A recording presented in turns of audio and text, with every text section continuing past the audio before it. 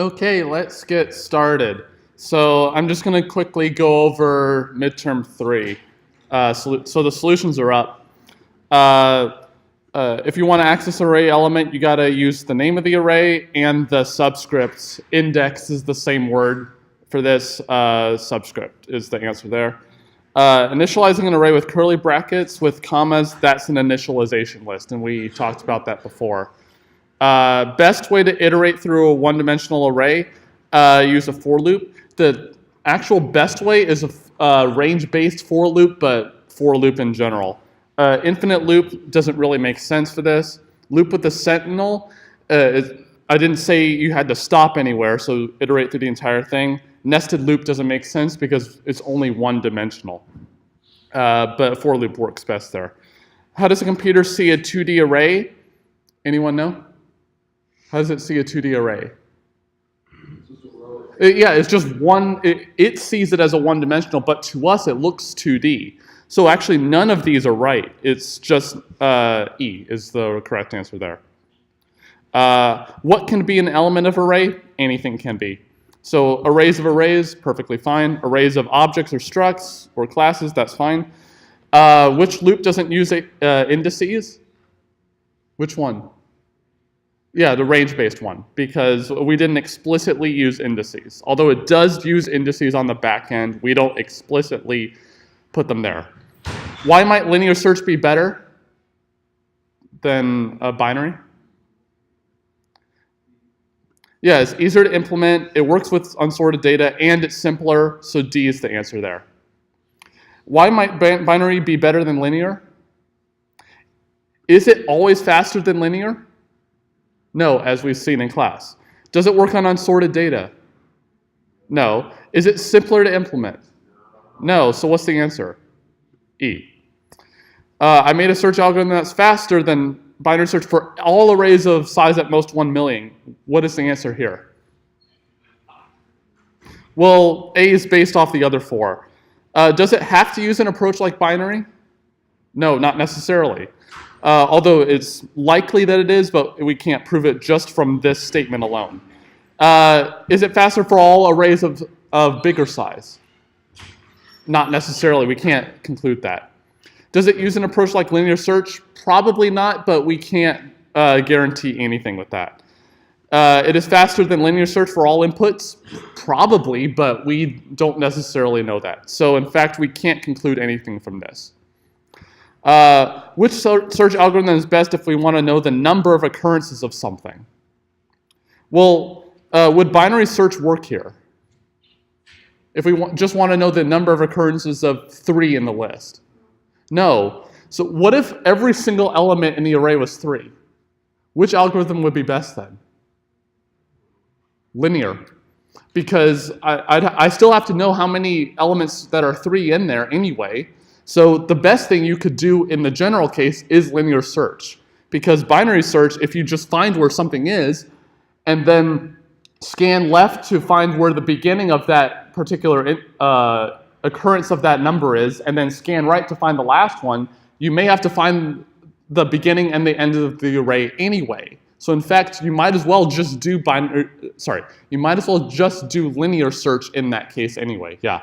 Then why bother adding if the list is unsorted? Wouldn't it also be faster if the list was sorted? Yeah. So I'm just saying here, if it happens to be unsorted, we can't use binary search anyway. So then you can use linear. But the answer is A, because B is not right, because linear search would be about the same performance as binary anyway for some arrays.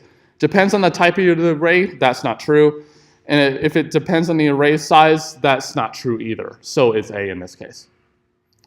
Other questions about the first part? Okay, second question. So obviously I'm not done grading these. A lot of job applications at this moment, so I'll get them to you by Wednesday. But a lot of people weren't able to do this question. I put it on here to make it one of the easier questions and to get quite a few points off of it, but a lot of people couldn't do it. All we do is, well, we have V initialized, so I don't initialize it here, but just assume it's initialized somewhere else. then I just figure out, okay, what's the sum between 1 and n, and then subtract out all of the other values that are in the vector. Then if there's only one thing missing, then whatever the result is after we subtract everything from the vector must be that missing value, whatever it is. A lot of people assumed like the vector was this in this order. I put here, it's not necessarily in this order. It's not necessarily 1 through n. It could be any order. But you can guarantee one value is missing. So like 3 is missing, for example. Then you have to actually print 3.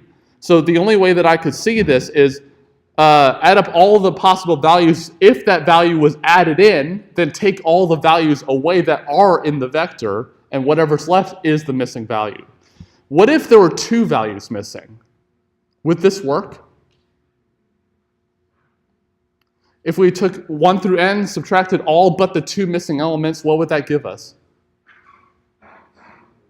Yeah, the sum of the 2. Would I know what the 2 values are? No, I wouldn't. So, you had a question?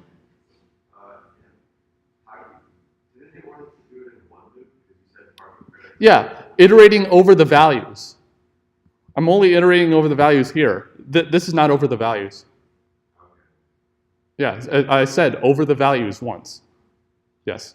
But you can actually, there is a way to compute this in one go. You don't have to use a for loop here, but I said over the values specifically for this. Other questions? Some people, for partial credit, sorted the vector and then just detected when there was a gap in the list. That was okay too, but it was just partial credit. Other questions about this one bit? Okay. This one is sorted, is relatively straightforward. You just loop through all but the second to last index, and then you see, is the one I'm looking at strictly larger than the one that appears after it?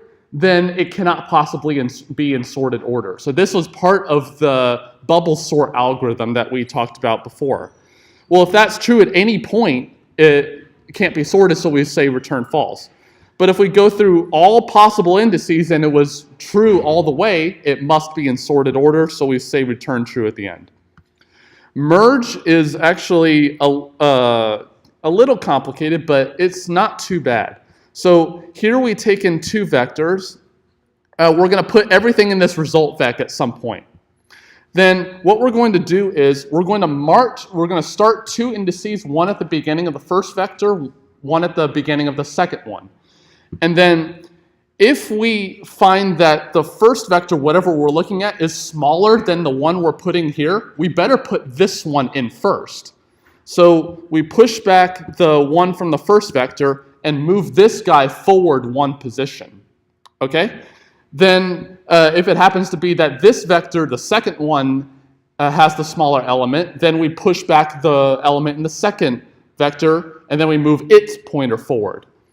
Then we just keep going until one of the 2 vectors runs out of positions. So like when one of the pointers goes past the end of the array, then we're done here. But the issue is, well, if we exit this while loop right here, then we ran out of one vector, but we didn't necessarily run out of the other one. Well, we don't know which one it is, so what we do is, well, if there's still room in the first vector, just push back everything in the first vector.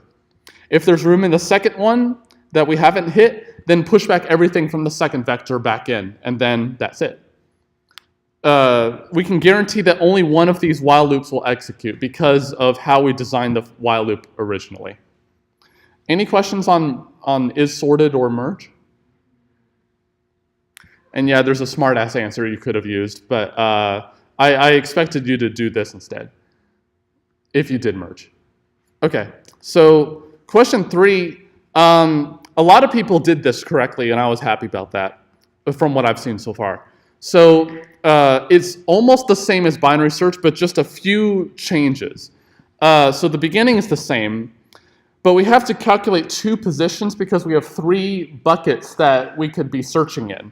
Well, if either one of the two indices lands on the value that we're searching for, great, it's there. Otherwise, if it's before the first pointer, then we need to move the high pointer to where this middle is, the first middle pointer, and then back one position, just like binary search. If it's in the top third, then we need to move the low pointer to the second one plus one. And then if it's in the middle third, we just need to move the 2 pointers into where M1 is and where M2 is, and then one more position inward for both of them. And then we just keep going until we either find it or we don't. Any questions on ternary search? Okay. Why is ternary search better and then the other way?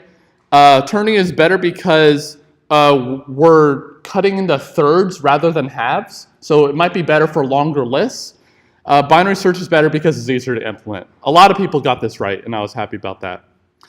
For this one, we have a list of numbers, and it's unimodal. If it starts at some value, then it probably goes up, and then it comes down. So it doesn't have like a wavy pattern like this. It just has one going up and then one coming down. So the idea is, I'll just sketch it. So what you do for a binary search type approach here is, well, you find where the middle index is. So then what you say is, I'm going to look at the index to the right of me and to the left of me.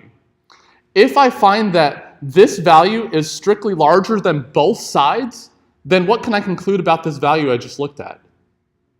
If it's strictly larger than both sides, then it must be the maximum because it's a unimodal list. There's only one mountain here. But otherwise, we're going to see that some index has a higher value and then some index has lower value. Not exactly, but this is just a sketch. One has a higher value, one has a lower value. So then if we go in the direction of the higher, we go in the higher direction. So if it's going, say, this way, then I'm going to move the low pointer to where my index was and then +1 because I want to search this side now rather than the left side. But there are some issues with whether you see some values that are equal to the value you're looking at. So it depends on how you want to implement it. But it's just a sketch here. And some people did get that right. I was happy about that. So sketch a ternary search type algorithm to find a key here. So it's not finding the maximum anymore, just finding something. Then it's only a slight modification to this ternary search. The only difference is in some of the if statements. There's only a slight change there. But I'll let you think about how we actually do that. And a lot of people got this one right. I was happy here. So why any binary search algorithm does not work for unimodal is because if I look somewhere, then since it comes up and comes down, then it still could be on this side or on this side. I can't eliminate half the list now. So that's why binary search does not work in general for unimodal lists. But any questions on the test itself? Okay. So I posted assignment 7. So this one should be easier than assignment 6, but more interesting in a different sense. So we, in class, looked at linear search and binary search, and we saw binary search is better in a lot of cases, but it's sometimes slower for small lists on average.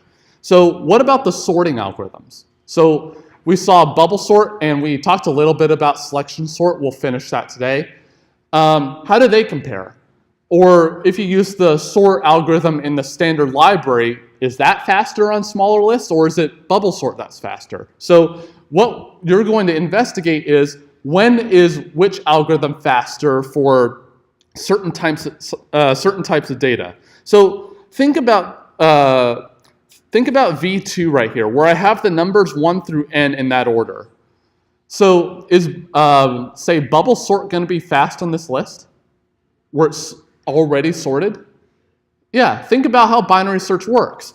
It scans through. If there's ever a place where the elements are in the wrong order, it does a swap and then tries again. Are any elements in the wrong order here?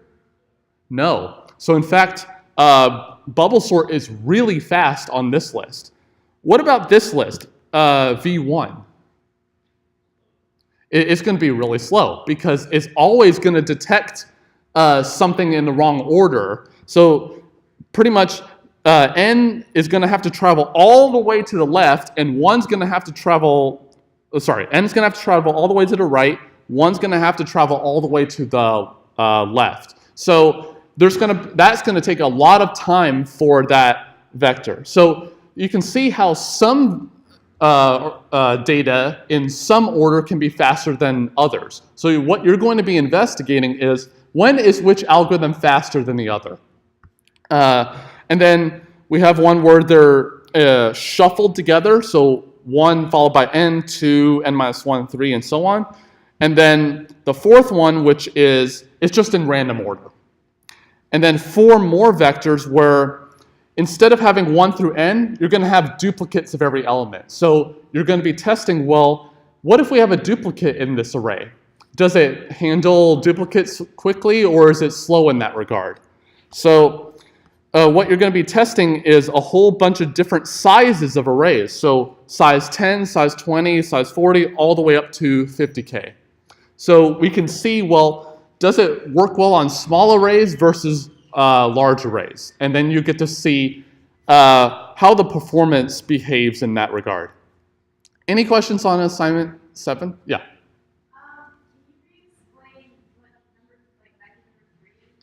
Yeah, so vector 3, you mean this one, right? Yeah, so it's just shuffled values. So if you take 1 through n minus 2, and then the n over 2 plus 1 through n, and then you're just shuffling, take the first element of the first one, first element of the second, second element of the first, second element of the second. So you're just interleaving them together. So, but the n through n minus n over 2 plus 1, that is in descending order, whereas 1, 2, 3 is in ascending order. So you can see here that a lot of the list is sorted, and a lot of the list is anti-sorted. It's in the wrong order. So it's being able to handle this sort of thing. So how would you populate an array like this? So what you would do is add the value 1, and then at the same time, you're going to add n, and then you're going to have the loop index go up to 2, so then you try to add 2. Then you're going to try to add n minus 1. So how are you going to implement this? I won't worry about that. So if we do it like this, from I equals 1 to, well, the sorted part 1, 2, 3, 4, etc., that goes to n over 2. So we need to go through 1 through n over 2. Then we need to push back I, obviously. But then we need to push back also, in this order, n minus I plus 1. So if we think about how this works, if I equals 1 the first time, we're going to push back 1. Then we're going to push back what? If I equals 1? N. Because if I put 1 here, n minus 1 plus 1, I hope, is n. Go up to 2. We're going to push back 2, and then we're going to push back n minus 2 plus 1 is n minus 1. And so by doing it this way, we're interleaving. So this index is going up, whereas this one is going down from n. Does that answer your question? Yeah. Okay. Any other questions about it? Yeah.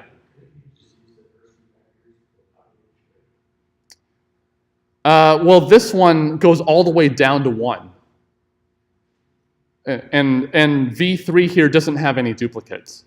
So if I just interleave these two arrays, I'm going to have a duplicate of every element. And you don't want that here.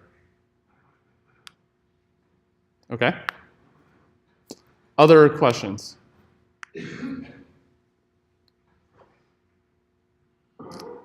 Okay, so let's get back into sort. So back on Wednesday, we talked about bubble sort, and then we started talking about selection sort. So that the issue with bubble sort was, if I have this really heavy element, so something with something with really low value, something with low value way in the end of the array, it's going to eventually need to come to the front of the array. Well, if you also have something that is really heavy, something with a lot of value that needs to go to the end of the array, well, bubble sort is going to move that one index at a time. But you know it has to end at the end of the array anyway. So why not just try to skip all those steps in one shot? So that's what selection sort is designed to do. So what we do is look through the entire array, just find where the smallest element is, wherever it is, I don't know. Well, if it's the smallest element and we want to sort the list, which index should it go in? It's the smallest element, index 0. So whatever is in the index 0, it might be an index 0, which is fine. But if it's not an index 0, what we're going to do is swap it with the element in index 0. And so we're guaranteed that it's in the right place now because it's the smallest element. Then once we do that, we say, okay, that element is in the right place now. We don't need to worry about that smallest element anymore. So look from index 1 on through the rest of the array. So the second element all the way through. And then we're going to look for the smallest element in this part, not the first index anymore. And then what we're going to do is, wherever it is, swap it with index 1. And then fix that value there. And then so on until the list is sorted. So here's an example. So in this array right here, what is the smallest element in these 4 elements? 2. So we know for sure that it must be in index 0 when the list is sorted, because it's the smallest element. So, well, 11 is already there in index 0, so we swap them. So we swap 11 and 2. So now these are in order. 11 might not be in order with the rest of the elements, but 2 and 11 are in the right order for sure. And then we look from index 1 now, because 2 is in the right place. It is in the right place. So we look from 11 on to the rest of the array. From these 3 elements, what is the smallest value? 3. So we need to swap 3, wherever it is, with index 1 now, because index 1 is the smallest position that we haven't fixed to a value yet. So now we swap 11 and 3, because we know 3 has to go to this position. So we swap them. Then we look, okay, 3 is now in the right place. Now I need to look at the last 2 elements in the array. Well, what is the smallest element among these 2? 11, right. So therefore, whatever is index 2, we have to swap with 11, which is the smallest value. So we swap them. Well, we get down to here. Do I need to look at this last element? No. Is one element always sorted? Yeah, so we don't need to look at that. And since now we look through the entire array and then fix the value every single point along the way, therefore the list is now sorted. So it's more efficient than bubble sort in general because we're skipping a lot of steps along the way. Yeah, there are fewer exchanges that occur. But does this mean that it's faster than bubble sort? Always. No. So there's something that we're going to talk about next, but it's about being able to handle the balance between, okay, this is how long it actually takes to run on a computer versus here's the general performance that we can see if we make larger and larger lists. So for example, if I made the list 10 times larger, can you predict how much longer it's going to take on average than if I just looked at how long it takes on this list? So there's a practical versus a theoretical point of view here. So more efficient means, on average, in the theoretical sense, it is faster than bubble sort. And in fact, for large enough lists, selection sort is faster than bubble sort. But for small lists, we can't really say. But we're going to talk about the theory in a bit. And then another issue that we can look at is something we're going to talk about too when we get to pointers next chapter. We can also call the sort function in the standard library, and assignment 7 requires you to be able to call the sort function. But if you look up how to call the sort function, it's really simple to do. So you just call sort the beginning of the vector, or the array for that matter, and then with the end of the vector, then I want the entire vector sorted, for example. But you can look that up when you do assignment 7. Any questions on selection sort or sorting in general? Okay, so as I was saying, well, if we have these algorithms, these sorting algorithms, these search algorithms, it's nice to be able to say, okay, this one runs in half a second and this one runs in 2 seconds on this particular piece of data. But what about in general?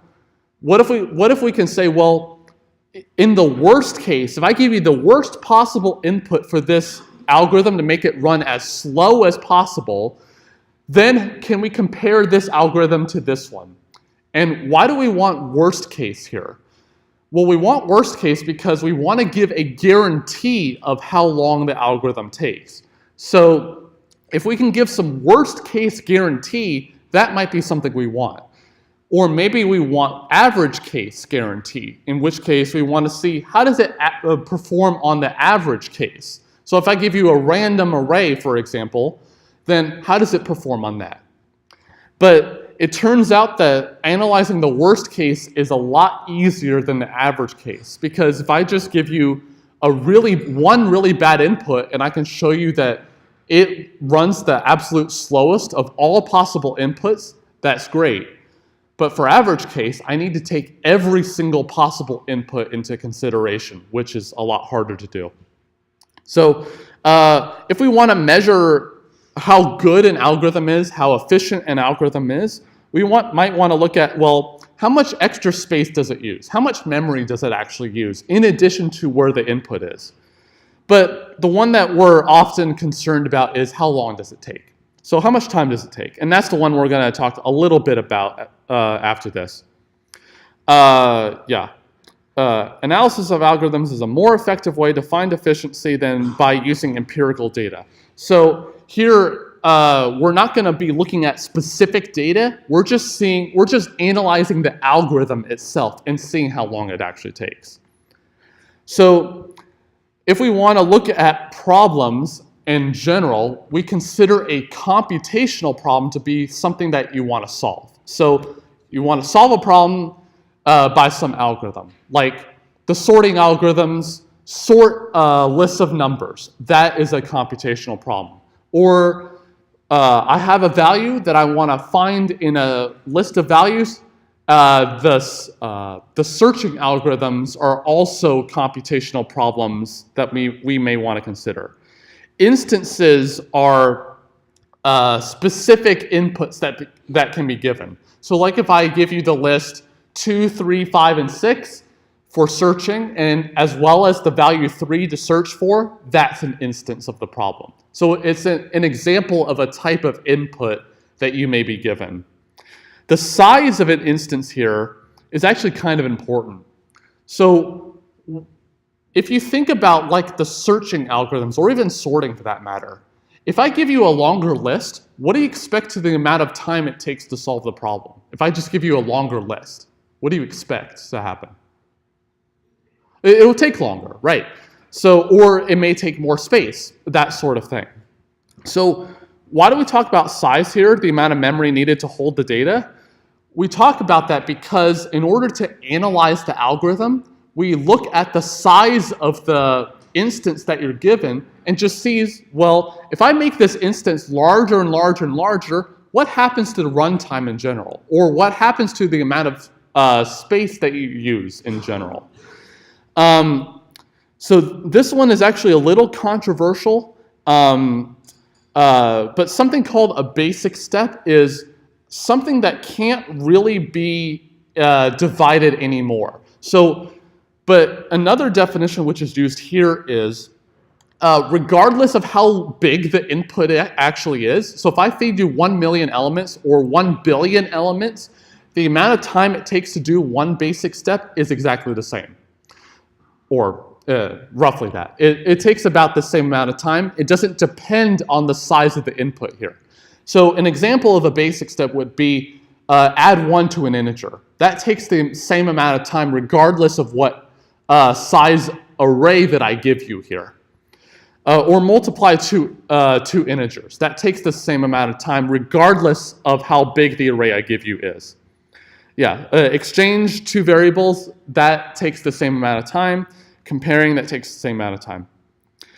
Finding the largest element in an array, that is not a basic step, because if I make the list larger and larger and larger, the amount of time it takes to find the maximum in the array is going to go up and up and up. It's not going to be a constant amount of time regardless of the size of the input here. So if we want to talk about, well, how complex in terms of the amount of time taken is this algorithm, we could talk about the complexity. So this is what I was referring to before. So the worst case complexity is the amount of time it takes to do on the worst possible input. And then average case is, what does it happen on the average time? Okay, so here's just an example. So let's look at this algorithm. So there's something wrong with the algorithm, but let's not worry about that. If I want to look up the first element in an array, does that depend on the size of the array here? If I just want to look up the first element? No, it doesn't depend on the size of the array. So this takes one basic step, okay? Assigning something to an integer or some variable for that matter, that doesn't depend on the size of the array we're given. So again, that takes one basic step. So this code actually finds the largest element in an array. So yeah, so anyone see anything wrong with the code in terms of the while? Yeah. Yeah, index doesn't change. So but imagine down here that I increment 1 to index, for example. So here, if we're looking at a sub n, oh, this should be a sub index here, an index here. So there's some bugs from the publisher, not me. But if we look up the thing that we're looking at in the array and seeing, is it bigger than the thing that we just saw? Does this depend on the size of the array? Just this one if statement, nothing else.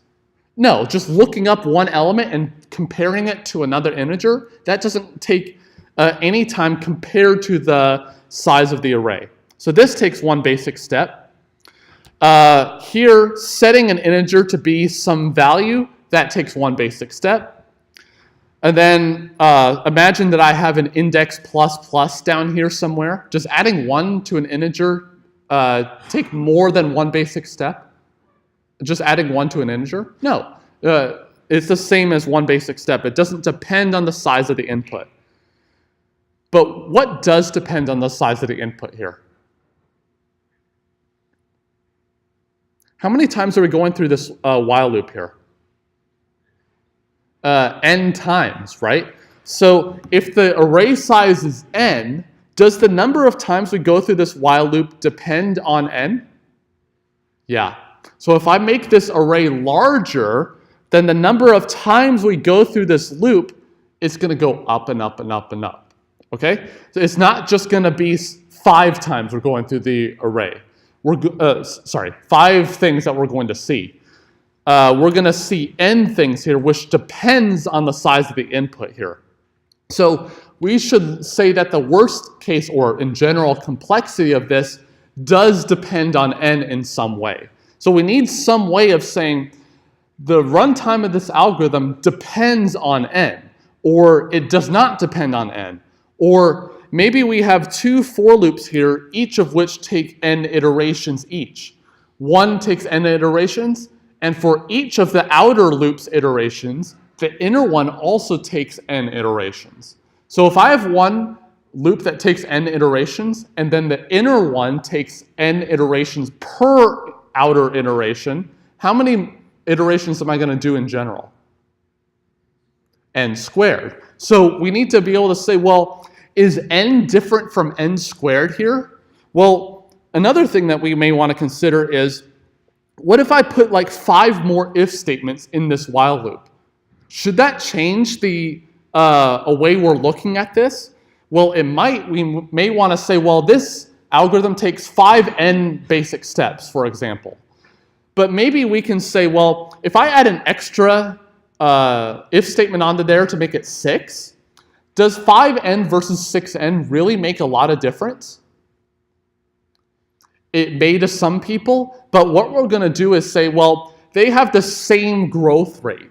So if I look at keep doubling the list over and over and over, the relative difference between the two is going to be the same.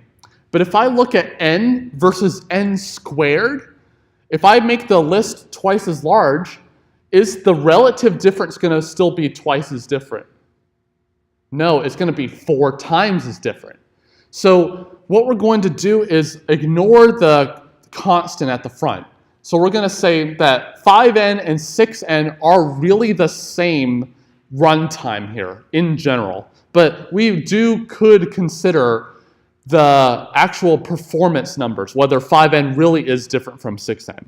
So what is the algorithm complexity here? So suppose that we have 2 algorithms. So you can think of F, for example, as linear search, and then G as binary search, for example. And let's just say that they have some runtime f of n, and G has some runtime g of n. So we saw that F had a complexity function n because linear search goes through the entire list. G, on the other hand, cuts off half the list at every point. And we saw that takes about log of n time. But these could be arbitrary functions. So either n or log n or 5n versus 6n, it really depends on the 2 algorithms you look at. Well, if they have the same growth rate, then the relative difference, meaning the amount of runtime one takes over the other one, should be about the same, or they approach some particular number. So 5n versus 6n, then if I look at the ratio between those two, it approaches 5 over 6. So the relative difference is the same, 5 over 6. So in that case, we're going to say that they have equivalent efficiency. They're equivalent with respect to each other.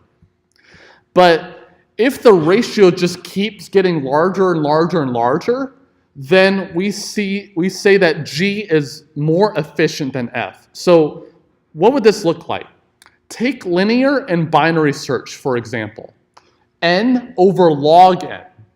If I look at the ratio n over log n, does that ever just approach a constant value, or does that keep going up as I keep increasing?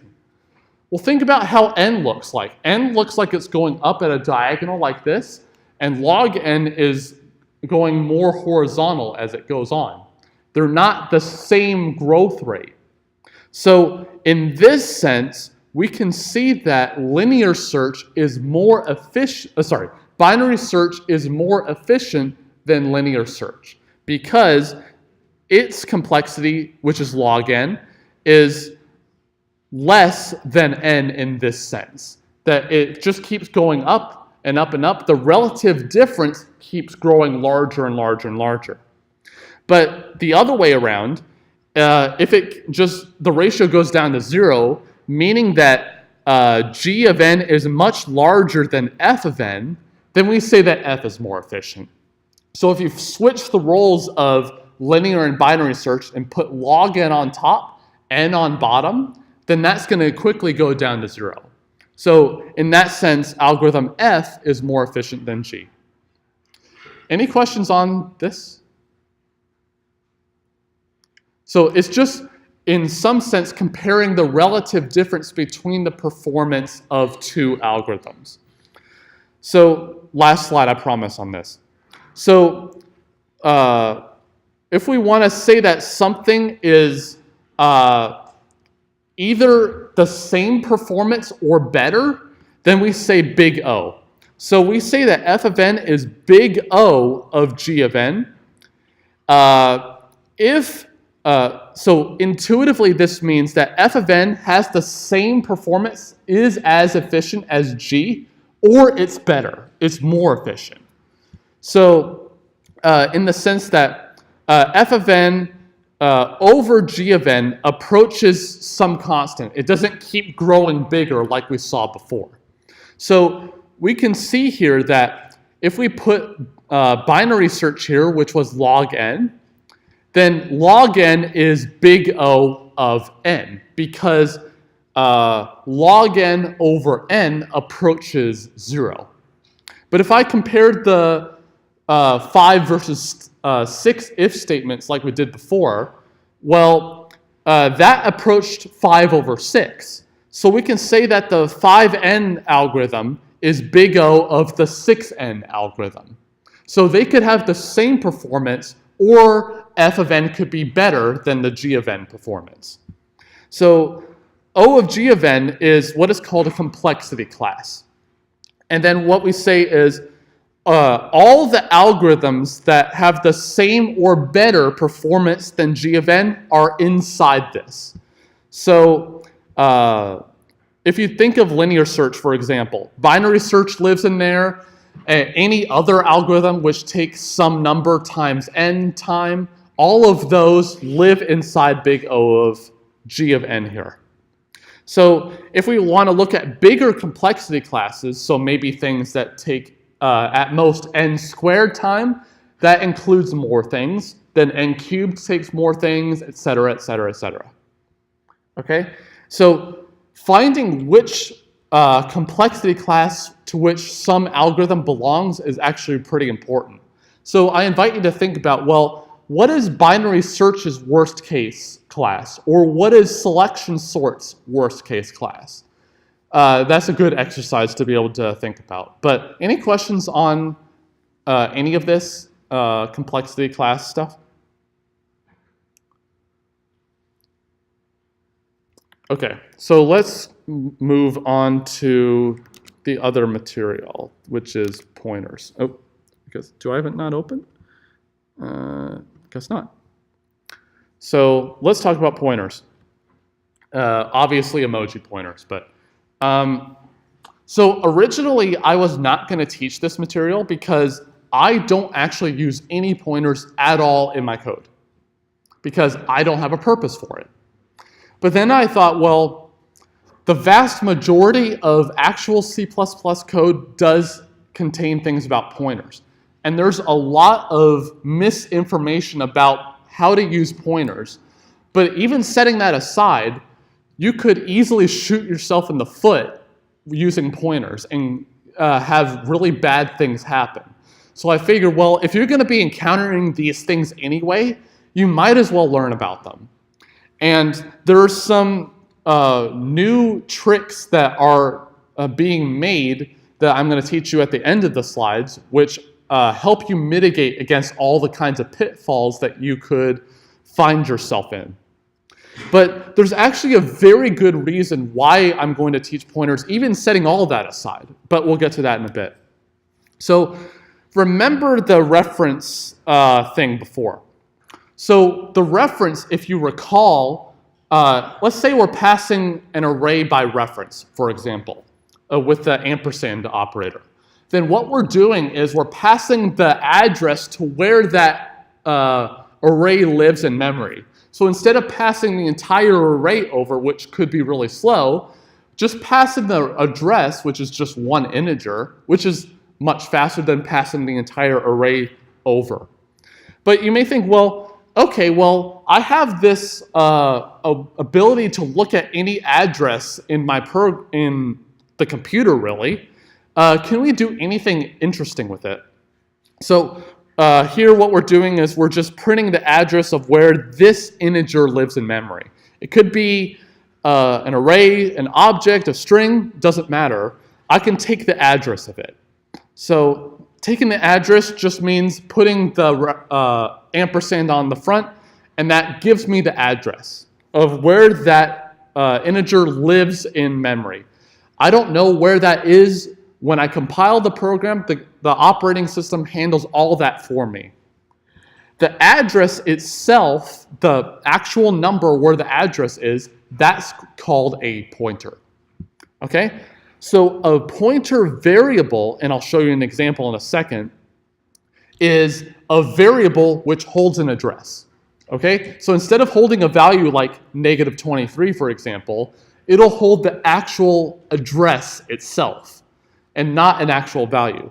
So a pointer is essentially like an indirection to access some data. So if I want to access -23 here, then what I could do is just print the number itself, or I can have this pointer variable which points to this memory address of -23, and then I do some operation on this integer, which helps me figure out, okay, I'm going to go over there and I'm going to look at the value that's there.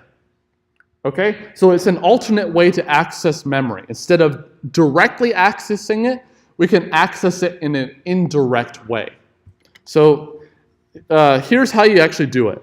So instead of putting the reference on the front, you put a star instead. So here, what we're saying is that inputter here is a pointer, which is the star here, to an integer. So this thing is pointing to an integer somewhere in memory. Okay, yeah, so it can hold the address of any int. Yeah, so whatever it's pointing to, that whatever it is an integer somewhere in memory. Spacing doesn't matter. The slides said that this is called the indirection operator. The real terminology here is called dereference. So remember, reference and address mean the same thing. Do I have an example of this? Yeah, okay. So why do I call it dereference operator? So what we're doing here is say, okay, num is 25. So it's some memory here, an integer which holds 25. And I'm declaring an integer pointer. I haven't set anything to it yet, but I know that inputter is going to point to some integer somewhere. And I'm going to make it point to num. So remember, inputter is a pointer variable, meaning it holds a what? It holds an address. It holds some address in memory somewhere. So remember, the ampersand on here means what is the address of num here? So I'm setting inputter to be the address of num. Okay? So after this third line right here, inputter is pointing to the memory address where num lives. Okay? So then if I see out inputter, then remember, inputter holds the actual address to where num is. So if I just see out that inputter, then it's just going to print the address because that's what the pointer variable has. But if we use this indirection or dereference operator, then what that does is it looks at this address inputter, or this one right here, 4800, then it says, what is the value there? Okay, so it looks at this address, 4800, and says, what is the value at that place? And using this indirection operator. And so that'll print 25, the value there. But of course, I can set things there as well. So if I use the star on the left side, that is, okay, this is the place where some value is going to be stored, and I'm storing 20 to that particular place. What if I just remove that star right there, and I just said inputter equals 20 like that, no star on the front? What would that do? Error. It actually would not error. Well, most likely would not error. Maybe. Well, what would it try to do? It would try to set inputter's address to 20. Okay? Remember, inputter is an address. If I put the star on the front, that's the value at that place. So if I just remove the star there, it tries to set the address to 20. So what this tells you is I can actually point to any location at all in memory using a pointer like this. I can just put any memory address here that I want and then just remove the star on the front. and access any piece of memory. But we'll talk more about pointers next time, unless there are questions. Great, I'll see you all on Wednesday.